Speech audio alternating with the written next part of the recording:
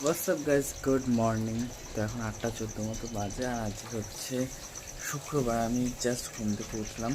আর কালকে দেখুন পাউডার দিয়ে শুতে হয়েছে, কারণ এক তো রাতের দিকে এমন কালকে এত গরম লাগছিলো, আর গরমটাও পড়েছিল কালকে। এবার আমি তো যখন তখন গা ধুতে পারবো না, আমার ঠান্ডা লাগার ধাত আছে।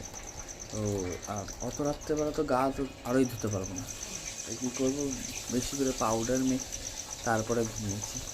আজকে গরমটা পড়বে বেশ ভালো, ওদের তেজ দেখে বোঝা যাচ্ছে। অত গরম, ওই গরমে আমি তাই করি, বেশি করে পাউডার মেখে তারপরে ঘুমাই, কারণ যখন তখন গা ধুতে পারবো না, ঠান্ডা লাগার ধাত আছে, ওই কারণে বুঝলেন। আজকে ওদের তেজ এও দেখে মনে হচ্ছে আজকে হেবি গরম। কালকে একটু বৃষ্টি হওয়ার কথা ছিল, কিন্তু কিছুই হলো না। আর না হলে আর কি করা যাবে বলুন। চল চাটা খাই, তারপর স্নান। চল।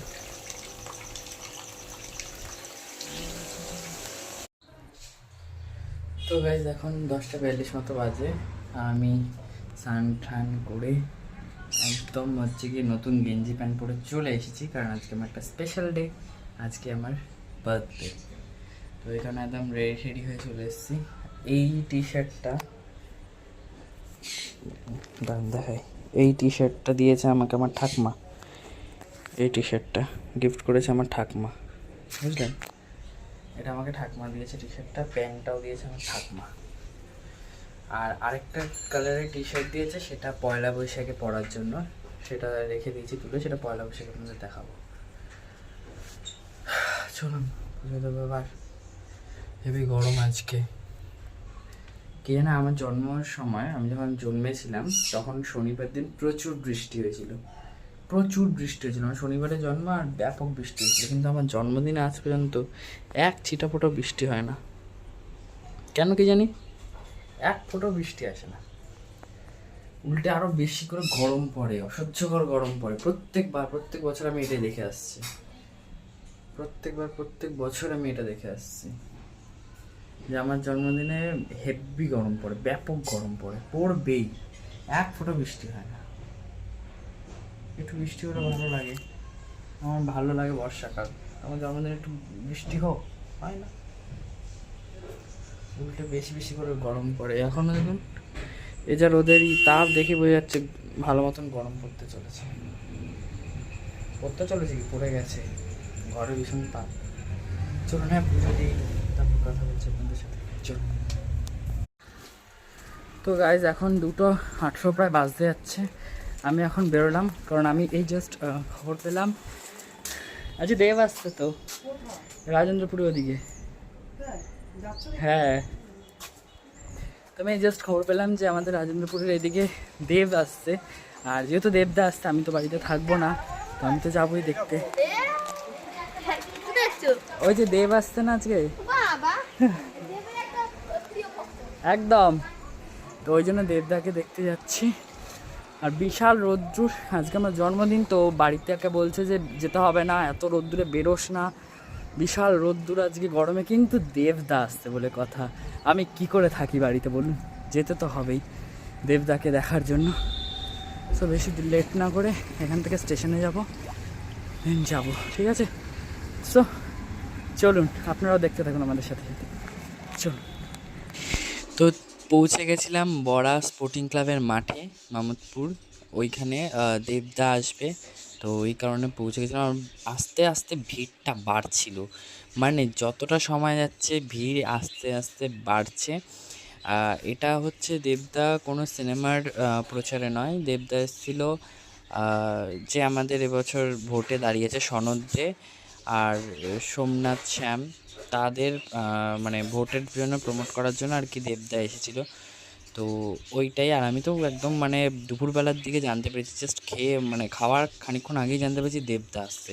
আর দেবদা আসছে, আর না গিয়ে পারা যায় বলুন, ওই জন্য ছুটে চলে গেছিলাম। আর এই রোদের মধ্যেও এই হারে ভিড়, এত ভিড় হয়েছিল, প্রত্যেকটা মানুষ ছাতা নিয়ে এসে দাঁড়িয়েছিল শুধুমাত্র দেবদাকে দেখবে বলে।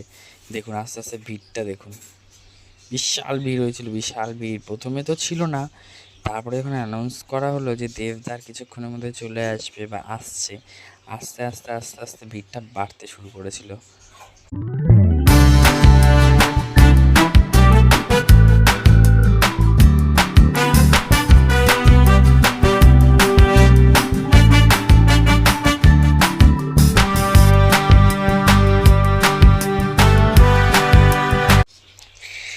আর এই তো দেবদা চলে এসছে। এতক্ষণ ধরে অপেক্ষা, এত রোদে গরমে এত মানুষ অপেক্ষা করছিল, ফাইনালি দেবদা চলে এসছে। এই দেখুন দেবদার এন্ট্রি হচ্ছে। আর অনেকবারই দেবদাকে দেখেছি সিনেমার প্রমোশন করতে যখন বর্মার মন্দিরে এসেছিলো, তবে এটা আর একটু বেশি কাছ থেকে দেখতে পেয়েছি দেবদাকে।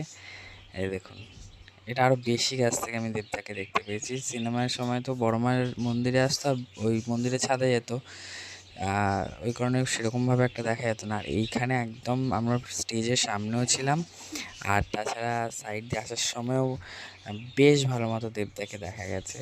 এই হচ্ছে দেবদা, যাকে দেখার জন্য এতক্ষণ এত মানুষের অপেক্ষা করছিল।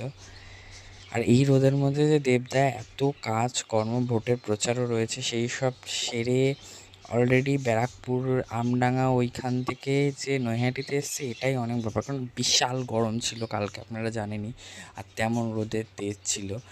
তো আর এরপর দেবদা বক্তৃতা দেবে, কিছু বক্তৃতা দিচ্ছিল।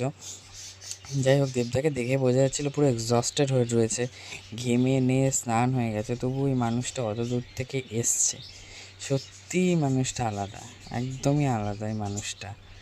মানে যত আমরা দেবদাকে দেখি তত আরও বেশি করে ইন্সপায়ার হওয়া যায়। আর এই দেখুন ওই বাচ্চাগুলো দেখুন কোথার থেকে উপরে উঠে দেখছে, টিনের ওপরে উঠে গেছে, কেউ পাঁচিলের ওপরে উঠে গেছে, সবই দেবদার জন্য। ওই জন্য তো মানে ওই কথা আছে না, কথা আছে কি মানে দেবদার ফ্যানেদের একটা লাইন আছে, অবভিয়াসলি শিরায় শিরায় রক্ত দেবদার ভক্ত, একদমই সেটাই।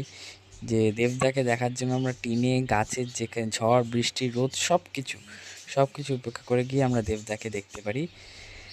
আর আমি তো পাগল করা ফ্যান, মানে বিরাট বড় ভক্ত দেবদার। তো দেবদা আসছেন, আমি না যাই এটা তো হতে পারে না। খবর শোনা মাত্রই কোনোভাবে খেয়ে দিয়েই চলে গেছিলাম দেবদাকে দেখার জন্য। গাইজ, আমরা দেবদাকে দেখে ওপারে যাচ্ছি, আর এখানে কে বসে আছে দেখুন। গাইজ, আমি আজকে একটা খুব সুন্দর ভালো টি শার্ট পরে এসেছি, ও আসা মাত্র আমাকে কি বললো, তোকে আজকে কারো একটা বাবা বাবার মতন লাগে। তুই বল, মাইক খুলে নে, বল বল বুঝবি। ও আমাকে আসা মাত্র কি বলছে যে আমাকে নাকি বাবা বাবা লাগছে না। কেউ আমার যে 22 বছর বয়স, সেটা এমনিও কেউ মানে না। সবাই বলে আমার 25 কি 26 বছর এজ। যখন আমি চুলদারি না কাটি তাহলে তো হয়েই গেল, গল্প হয়ে গেল। আর এখানে বড়মার মন্দিরের সামনে সন্ধ্যাবেলা ওখান থেকে একটু ফেরিঘাটের দিকে এসেছিলাম। তো এই যে যারা সন্ন্যাস নিয়েছে তারা এখান দিয়ে যাচ্ছিল, আর এই সময় ঢাকবাজি তারা মানে বিশাল আনন্দ করতে করতে যাচ্ছিল।